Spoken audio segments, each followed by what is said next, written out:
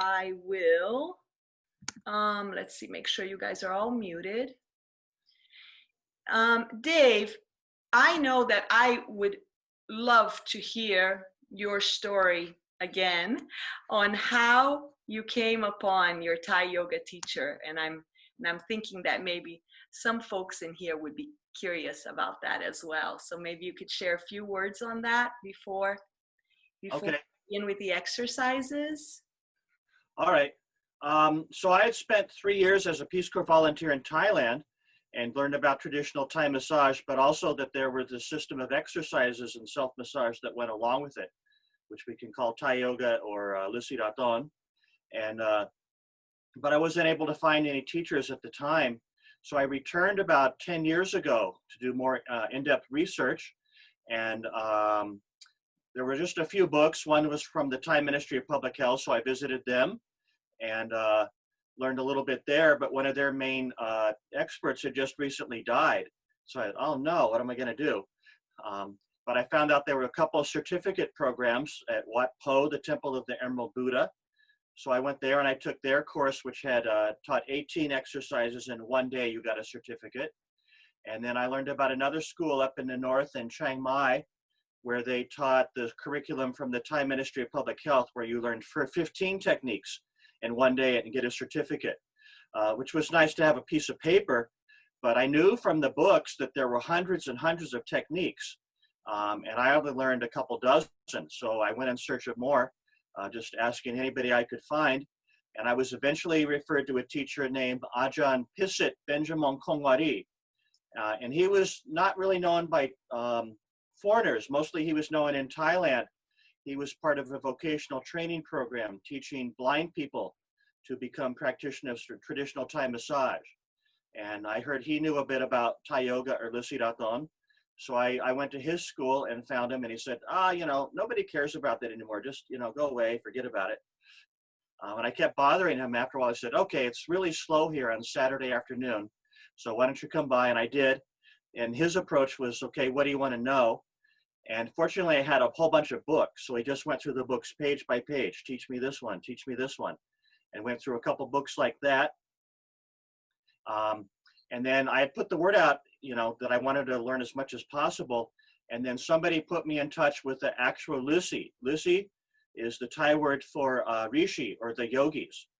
And so Rishis are an actual formal ordained order, not as strict as being a monk, because they can handle money and get married and things like that, but they have a lot of rules they have to follow for their Buddhist tradition. And so I actually was able to get in touch with an actual Lucy who had received the Lusiraton trainings from his teacher through like an oral lineage coming down over the centuries. And I realized that he actually knew more than anybody else, because he had actually trained with older Lucys who had received the lineage generation after generation orally. He wasn't just dependent on what you could find in books and artwork. And so then he became my main teacher. And I learned way more from him than anybody in the formal training programs or books or videos. That's wonderful. Thank you so much for sharing that, Dave. Really great. All right, so if you're all ready to start, you should get to it, yeah? Okay, let me know when we start. Let's do it. Okay. So today's class is going to be a little bit different. Before, we've just focused on strictly Thai techniques. But today we're going to draw from India, from Tibet and Thailand, joint mobilization or range of motion, warming up exercises. If you study traditional Indian yoga, you'll see that there's a whole sequence of warming up techniques, loosening all the joints from toes to head. But you also see similar sequences in Tibetan yoga and in Thai yoga traditions as well. And so over the years, what I've done when I had to teach classes of senior citizens or beginners or people in rehabilitation, I would use this as a good way to begin and warm them up. And today what we're going to do is techniques from all three different branches, India, Tibet, and Thailand, kind of all strung together. They follow a similar pattern, but we're doing all the techniques all together, okay? And the first rule in class is don't hurt yourself. So if something's painful or difficult, you skip it. You don't have to do everything, okay? So we're going to start out with the toes. You can stretch your legs out in front. And we're going to start with the toes today and work up to the head. So curl back and forth. If you like, you can do 10 or 20 reps of everything. Can everybody see and hear me okay? If it's a no, you can put it on the chat. Otherwise, Okay. I'm assuming that we're all having Dave highlighted on the screen, yeah? Okay, if not, let me know. If I don't hear anything, I assume everyone can see and hear me okay. Yes. Okay, so toes curling back and forth 10 or 20 times. And then the ankles, straight movement, down and up. So generally what you see is they'll do the straight movement first, the simplest movement for the joint first. And then once it's warmed up, they go into more complicated movements. And we're going for full flexion and full extension, trying to take all the joints to their full potential range of motion.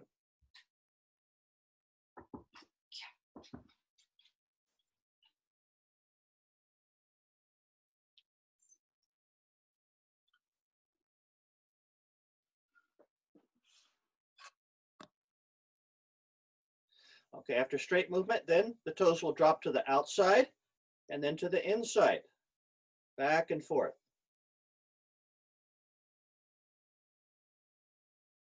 Again, anything that's painful or uncomfortable, you just skip it.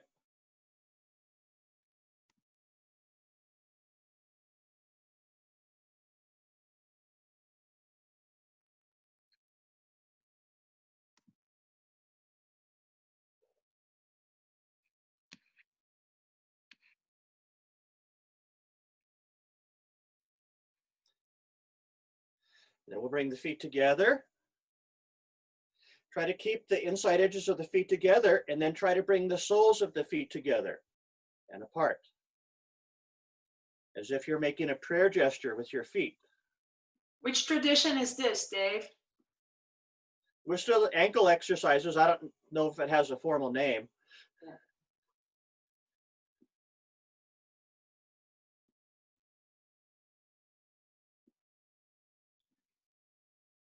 Okay, and then another one for the ankle is you can bring one shin on the opposite thigh and let the foot hang loose. The foot's totally relaxed. And then the hand comes to the sole of the foot, and the hand does the work of circling while the ankle and foot is completely relaxed.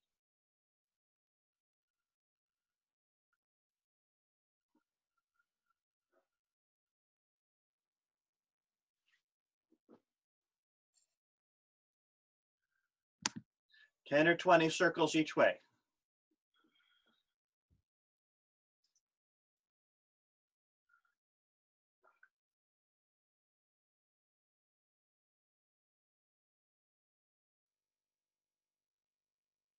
Same thing on the other side. You bring the shin on the opposite thigh, let the foot hang loose, and circle.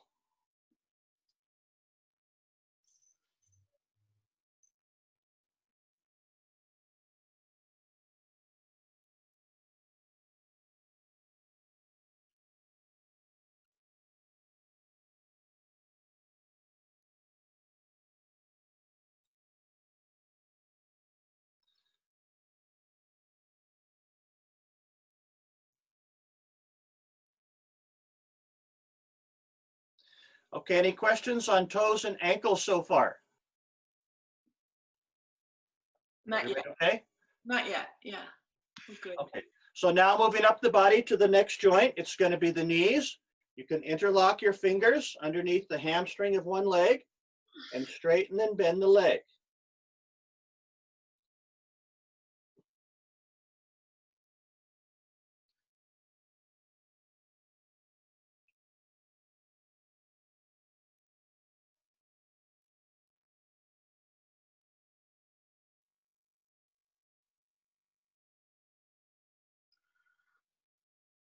So in traditional Thai yoga, they only move the knees straight like this. But in Indian and Tibetan yoga, in addition to the straight movement, they also circle. You can try that if it feels okay for your knee. If not, you can skip it.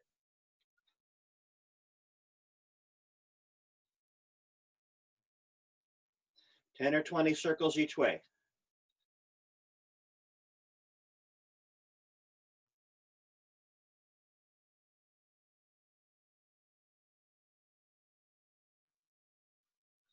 In India, they hold the leg with the hands like I'm doing now, but in Tibetan yoga, they use the forearms. Each hand grabs the opposite elbow as you circle. So you can try either way, up to you.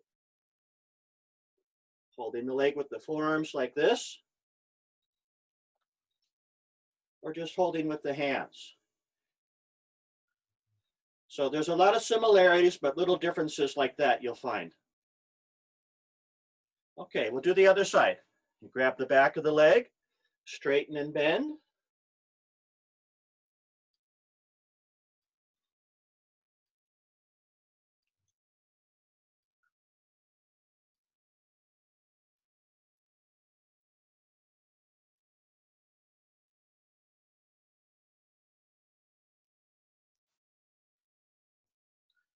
And then after straight movement, the more complicated movement, circling.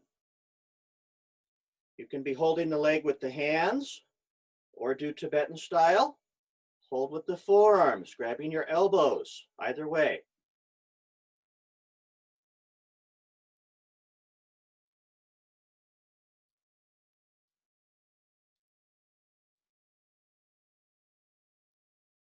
Both directions.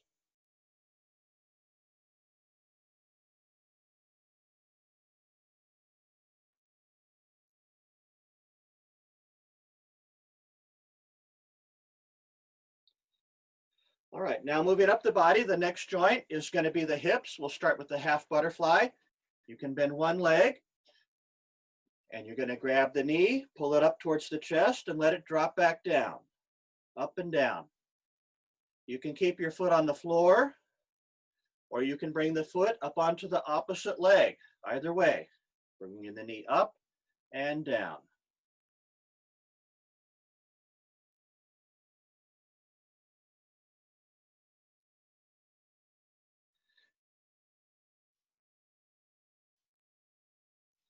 If you're not ready to have the foot on the thigh, you can keep the foot back on the floor.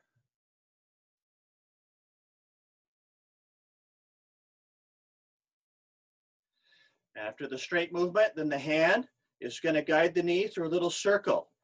You can imagine you have a marker on your knee, and you're going to draw a little circle out in space with your knee.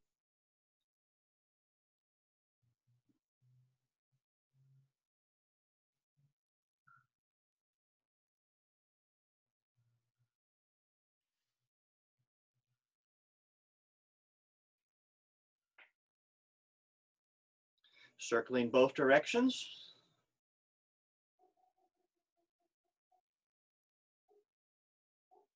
Dave, how can you do this on a chair?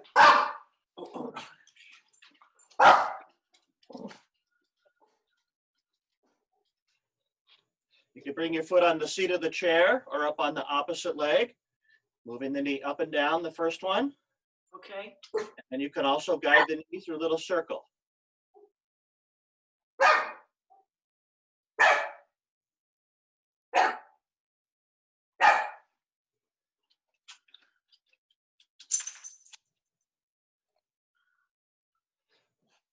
Okay, has everybody circled that knee both directions? I'll assume you have. Yes. And your next step is to hug the knee.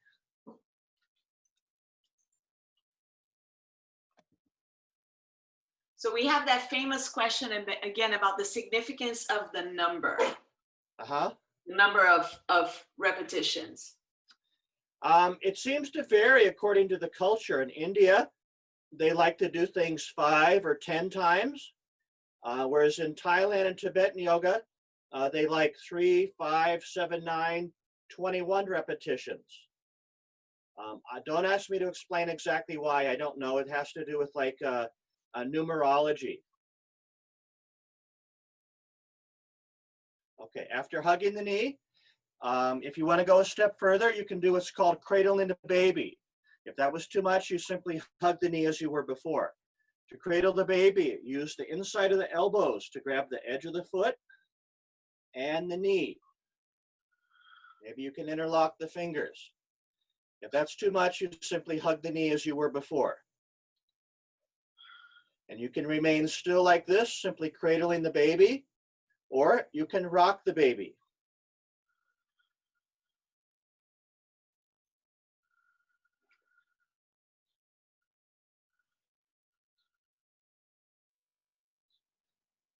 You may continue with that. If you want to go one step further, you can hook both of your arms under your lower leg. And bring the palms together and the fingers come up towards the head. Again, if anything's too difficult or painful, you skip it. You don't have to do everything.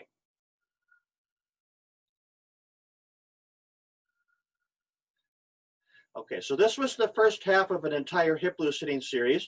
I think we'll leave it at there and go on to the other side. But there are additional more advanced techniques. Maybe we'll see that in another class. Deal. Okay, so again, we're going to repeat that whole sequence. We start with the half butterfly, pulling the knee up and down. Again, the foot can stay on the floor, or you can bring the foot onto the opposite leg, either way.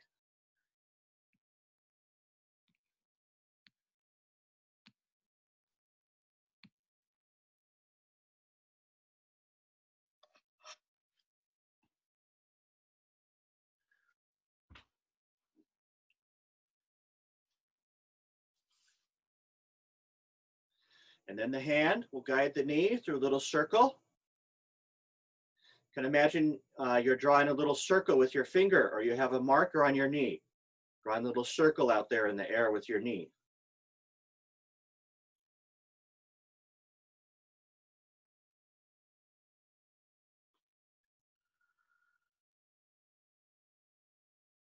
Circling both directions.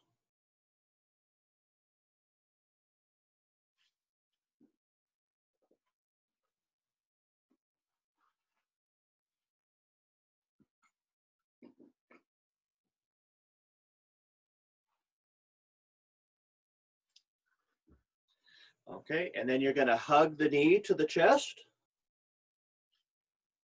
Trying to sit up tall and straight.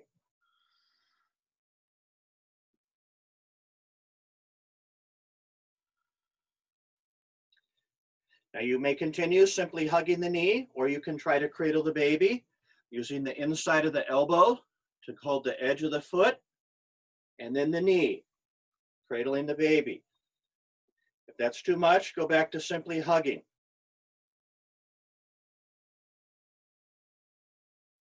You can remain like this, or you can rock the baby.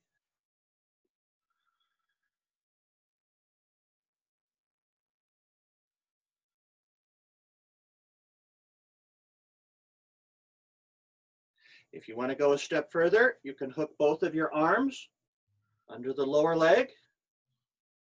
Palms together, bring the fingers up by your head. Deep breathing through the nose.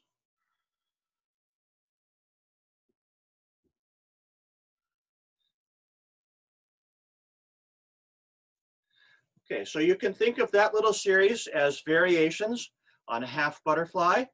And now let's go to a full butterfly. Soles the 2 feet together, pull them in close. And you can simply sit still or flap your knees up and down.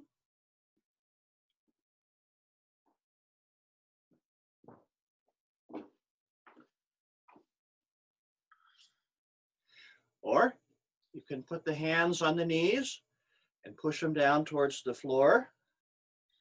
If you're not ready for that, continue with one of the previous techniques.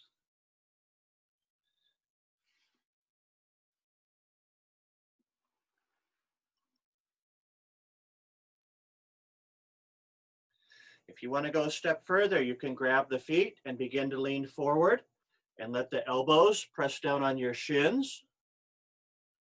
If that hurts your back, skip it. If you're okay, your next goal can be to drop the elbows down to the mat and then maybe one day kiss the ground. Any variation you can practice. You don't necessarily have to do everything.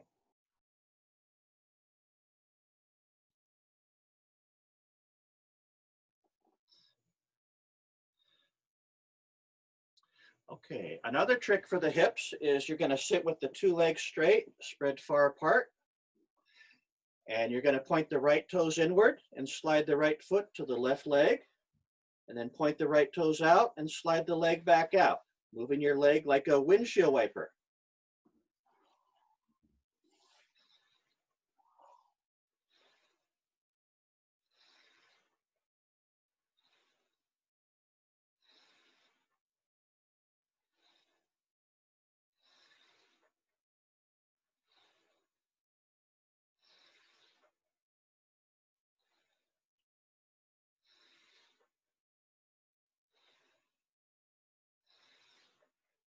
And then you repeat on the other side. You point the left toes inward and slide them to the right leg, and the left toes out and slide them back out.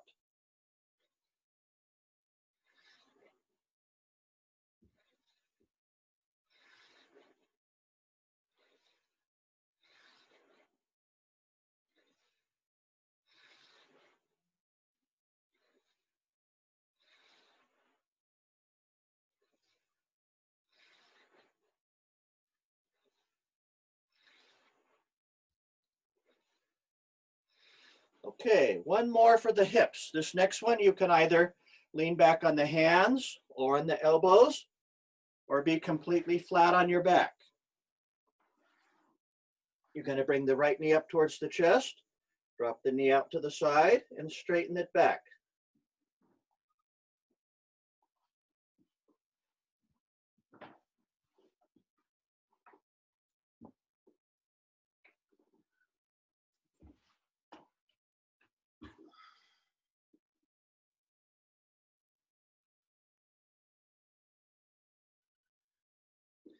Circling both directions, clockwise and counterclockwise.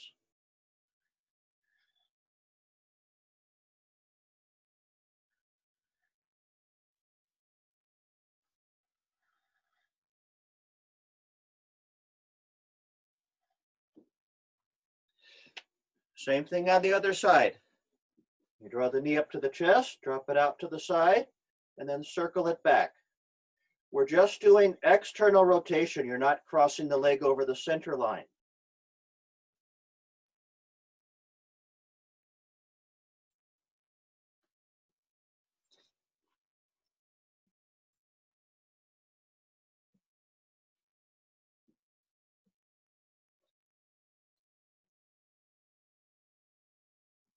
Both directions.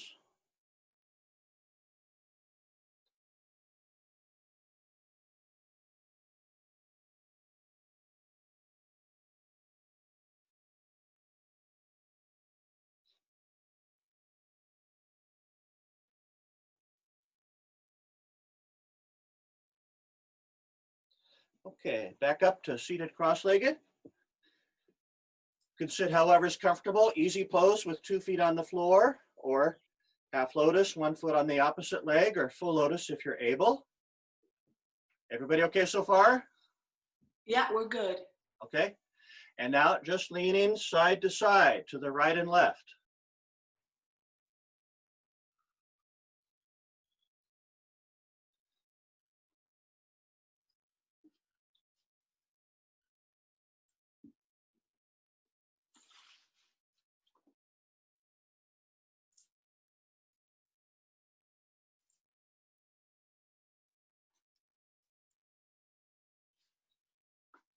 And then a circle.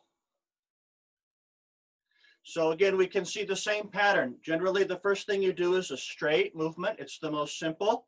And then once you're warmed up a little more, you go into more complicated movements, such as circling. So it's little baby step progression from simplest movement into the more complicated movements.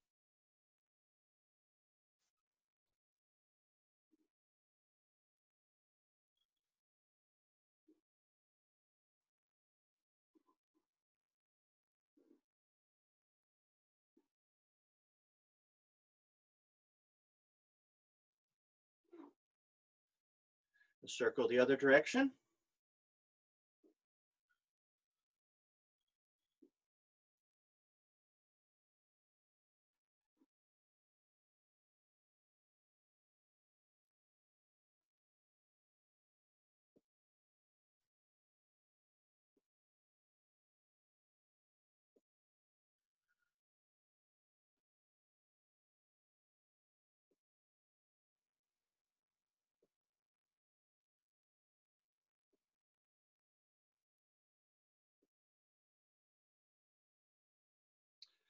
Okay, now moving up, we're going to try to isolate the rib cage. If it helps, you can place your hands on your ribs and shift your ribs to one side and then forward and then to the other side and back.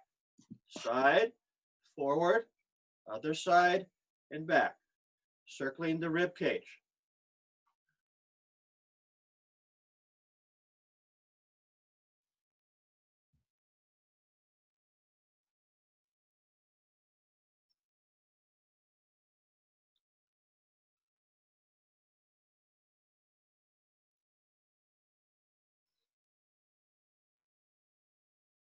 And then the other direction. Side, forward, other side, back.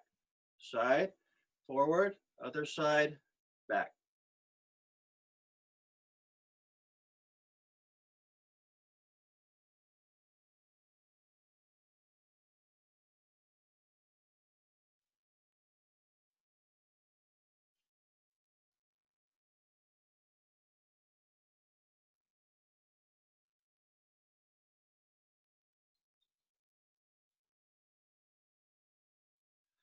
All right, now simply twisting right and left. You may keep the arms and legs bent like this, or if you prefer, you can have the arms and legs straight. And one hand reaches for the opposite foot as you look over the shoulder at the hand behind you, and then you twist the other way, reach for the other foot, look over the shoulder at the hand behind you. Back and forth, right and left. Arms and legs straight, or arms and legs bent, your choice.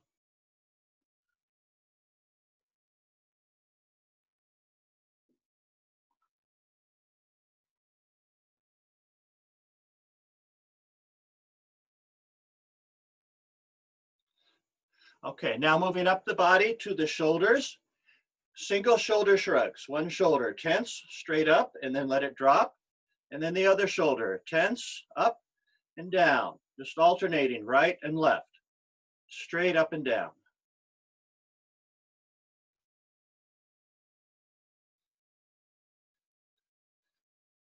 So the Thai style is a little more abbreviated. It's the Indian style that has a lot more in-depth hip and shoulder exercises that we'll run through today.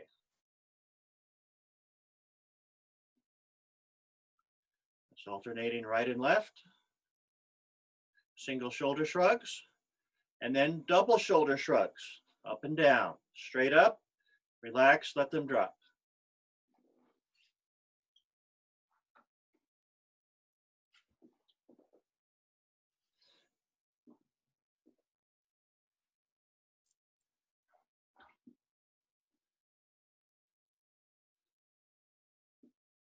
Okay, and now a single shoulder circle.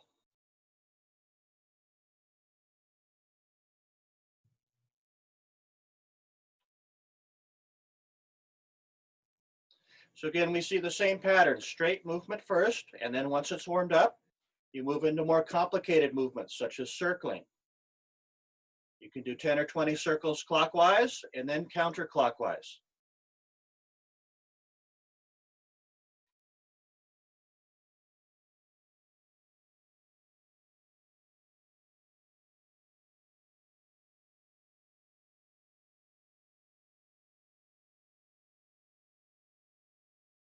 Once you've circled that shoulder both ways, we'll move to the other side.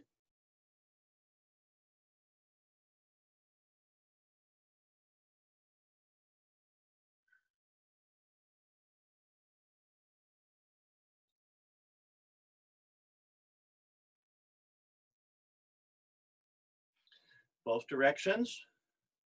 If it's painful, you stop. If it's just hearing popping and cracking, that's okay.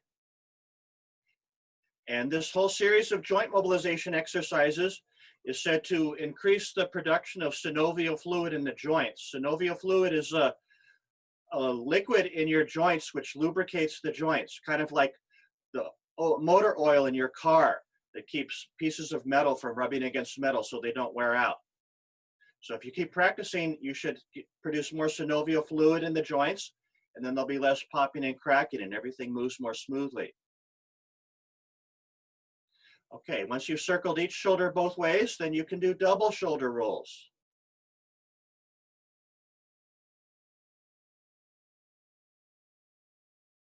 If doing 20 is too much, you can do less.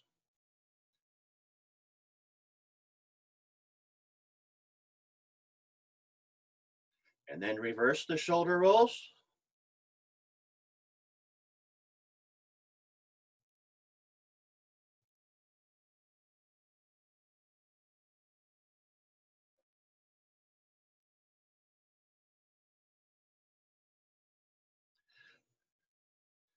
Okay, and then the kayak. The shoulders are going to be circling opposite each other.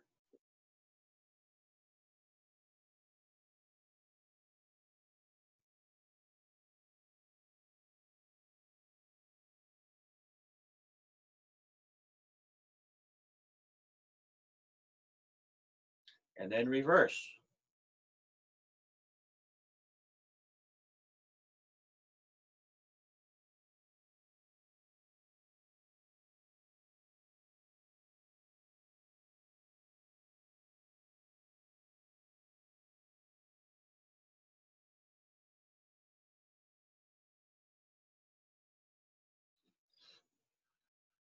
Okay, next one, you're going to bring your arms out to the side, place your fingertips on the shoulders, and you're going to make big circles with your elbows. Maybe your elbows can touch in front of your chest.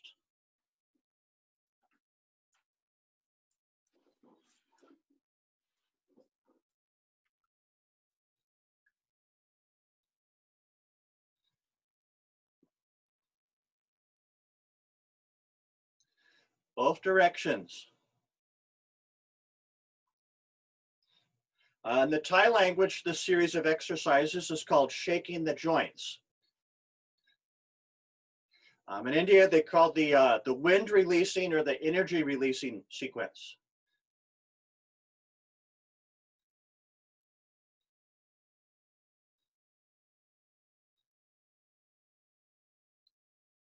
Okay, another one for the shoulders. You can bring the arms out to the sides with the forearms up, and then let the forearms flap down and up.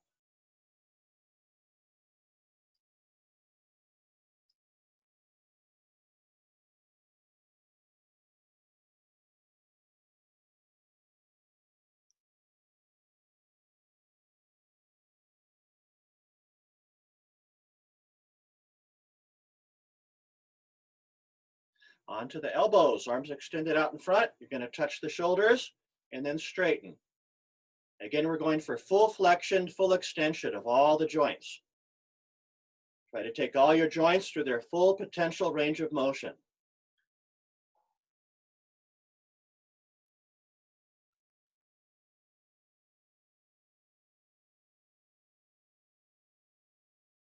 Next are the wrists, straight up and down.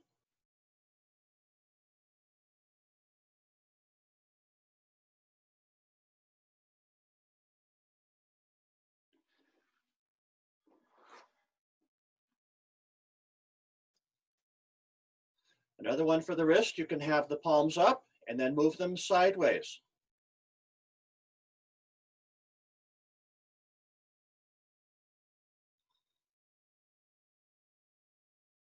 And then make a fist and circle your fists.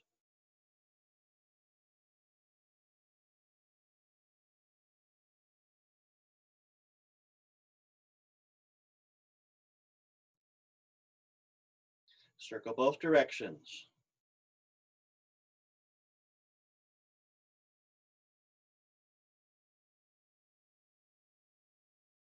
And then moving outward, the fingers open and close.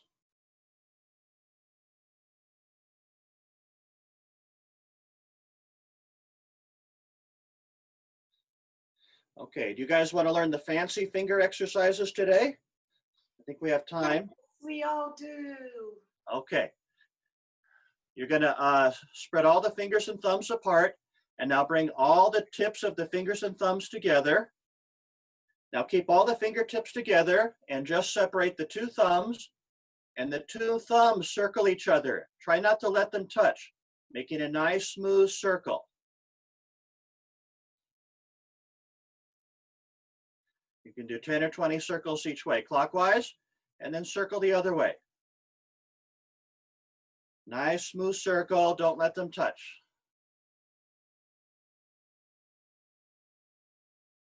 Okay, that was pretty easy, right? Now the thumbs come together and you separate just the two index fingers, and the two index fingers are going to circle each other. Try not to let them touch.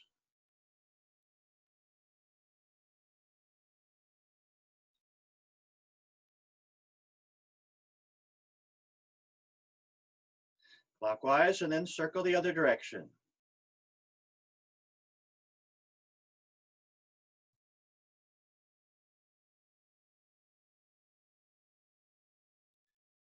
Okay, index fingers together, and then you're going to separate the middle fingers and let the middle fingers circle each other. Try not to let them touch. All the other fingertips remain together.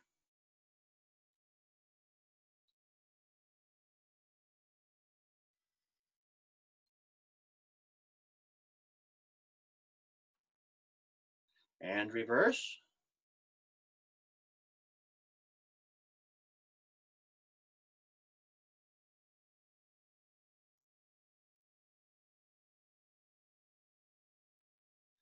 Okay, middle fingers together. Now separate the ring fingers and let the two ring fingers circle each other. Try not to let them touch. Most people find that the ring fingers are the most difficult ones to circle.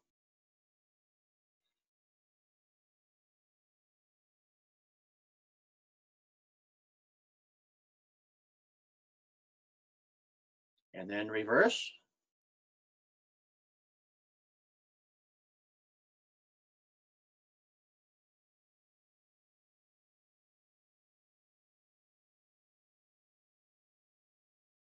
And the ring fingers together, and then the little fingers will separate and circle each other.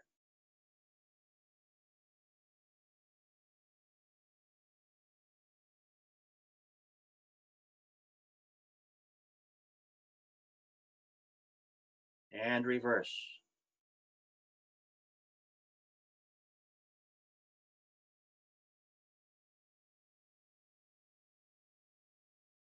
And then you can shake out the hands.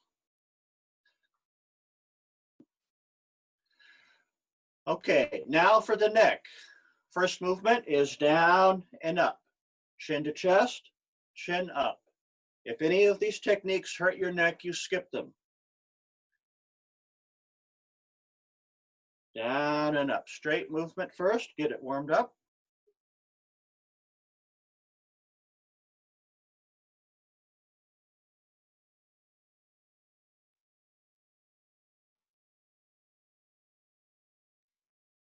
And now side to side. Is it bringing one ear towards the shoulder? And then to the other side, ear to shoulder. Back and forth.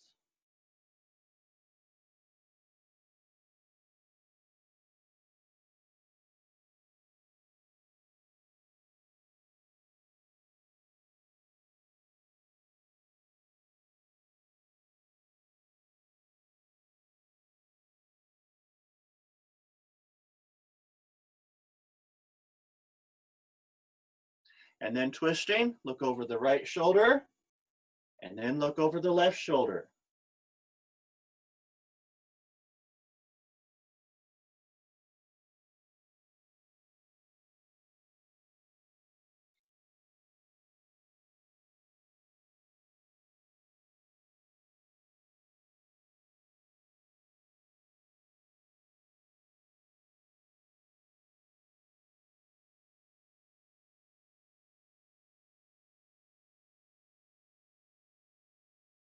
Now you may continue with that, or if your neck is okay, you can do a half circle. Drop your head and roll to the right and left as if you're tracing a U with your head. If you don't like that, go back to one of the previous techniques. If the half circle is okay and your neck is all right, you can go to a full circle. If you don't like full circles, just skip them. Stick with the easier techniques, straight up and down or side to side.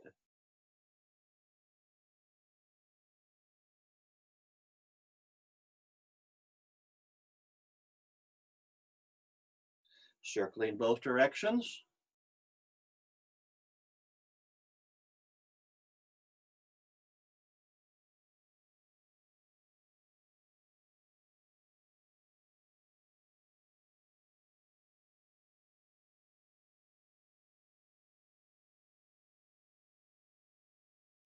Okay, so that is how I learned the neck loosening exercises in India.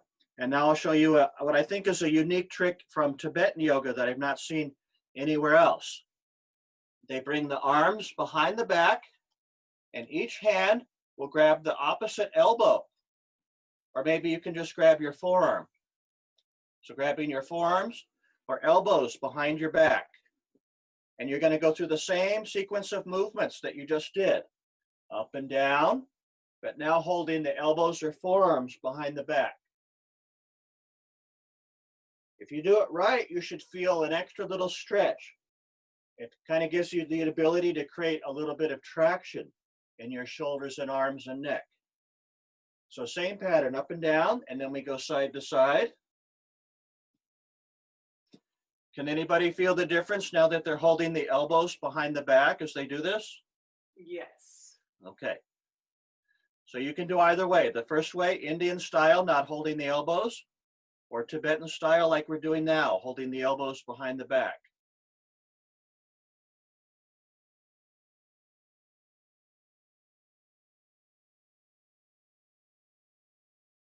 And then twisting.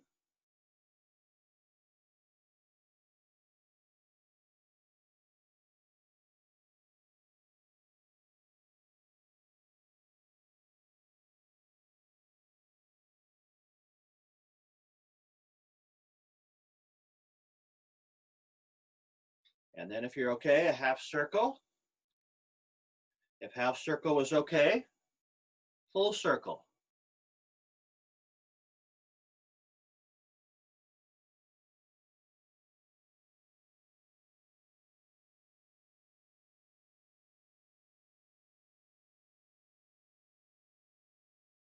Both directions.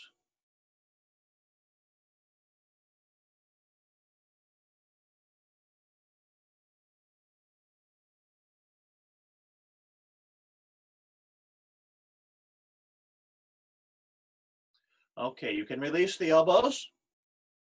And now moving up, the next joint is going to be the jaw. You just open and close the jaw as far as you can.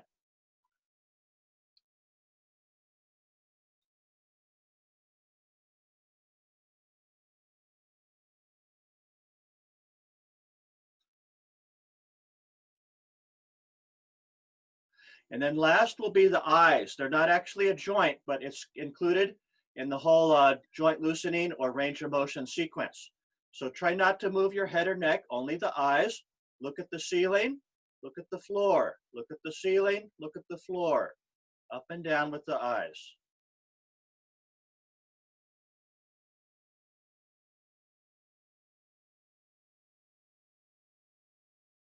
And then right and left, far as you can see to the right, sweep across the room to the left, right and left.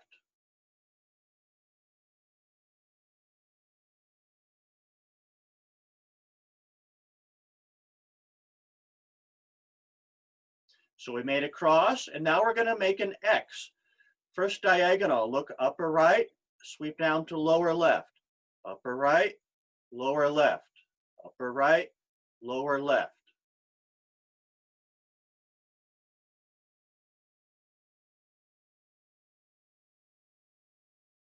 And now finish your X, other diagonal, upper left, lower right, upper left, lower right.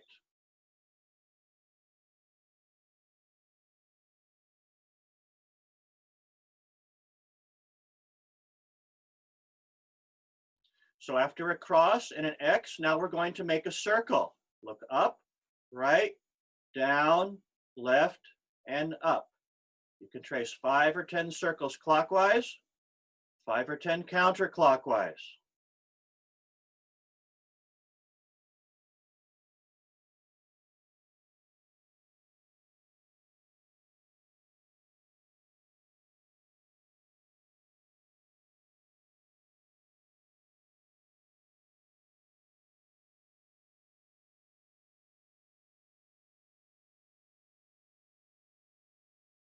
And the last one is near and far focusing.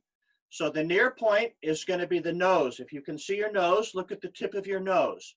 If you can't see your nose, you can bring up your thumb and bring it as close to your nose as you can. That will be your near point. So focus either on your thumb or nose. and then pick a point on the wall opposite you about eye level that you'll focus on. So you focus on the nose, focus on the wall, focus on the nose, focus on the wall, focus near, focus far, back and forth, nose, wall, nose, wall. Focus near, focus far.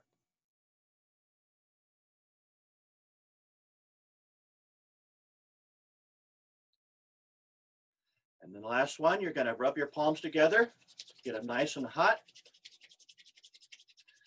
Close your eyes and place your palms right over your eyes, fingertips by the forehead, the hot palms themselves right over the eyes. Try to take that edge of your palm and get it right over the bone of your eye socket. And if you can do it right and get an airtight seal as the hands cool down, you'll create a little negative pressure, a vacuum, and increase blood circulation into your eyes. If you like, you could heat them up again and place the hot palms right over the closed eyes.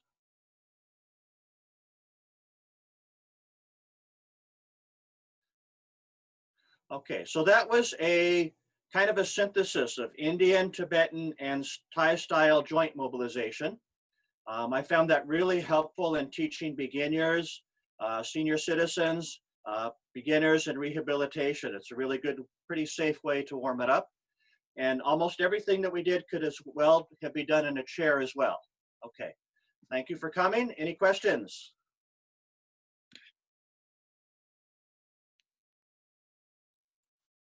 Not yet. I'll keep an eye on it, but just a couple of comments.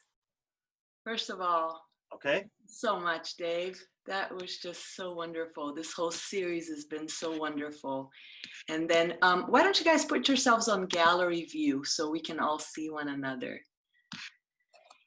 And this has just been really special because you guys are all here. So thank you all so much. You know that David's workshop coming up on July 11th, he wants to keep it at 10 people only. I think I can convince him to add like maybe 5 more people, but just so you guys know, there's already 6-7 people, I think, on the list. So if you want to be a part of that, you can sign up on our website on Monday. I'll make sure that it's up by then, okay? Or if you have any questions about that. And we're also talking about what we might do for the fall, hosting Dave on an online format like this again. Would we do another workshop? And if so, what style? What would you like to see? Would you like to see more back care? Would you like to see the more advanced work that Dave does? So it'd be good to get your feedback on that. Or maybe just regular classes, you know, like 45-minute classes on a weekly basis. So keep me posted on that. This coming month, we still have free offerings of yoga. I'll be teaching like mostly Iyengar style with some restorative as well. And that will be on Wednesdays at noon. And then next Saturday at this same time, I'll be doing a talk on dinacharya practices. So these are Ayurvedic daily routines, and this is such an optimal time for it, right? Because we've all have to become so adaptable in the last couple of months. So it's really a tremendous opportunity to look at routines that can really transform our lives for the better, and in turn the whole world. And then we also have a couple more Ayurveda workshops in June, same on Saturdays at noon, and they will be on the immune system and on body type, the doshas. Okay, so I am not seeing any other questions than just much gratitude from so many of you to Dave. So passing that on to you, Dave. Okay, thank you for coming. And I will close with a little prayer from Yogananda, if it's okay with you all. We just close our eyes and center for a moment. Heavenly Father, Divine Mother, friend, beloved God, may thy infinite love shine on the sanctuary of our devotion. And may we be able to awaken thy love in our hearts. Om peace, shanti, shalom, amen. Namaste.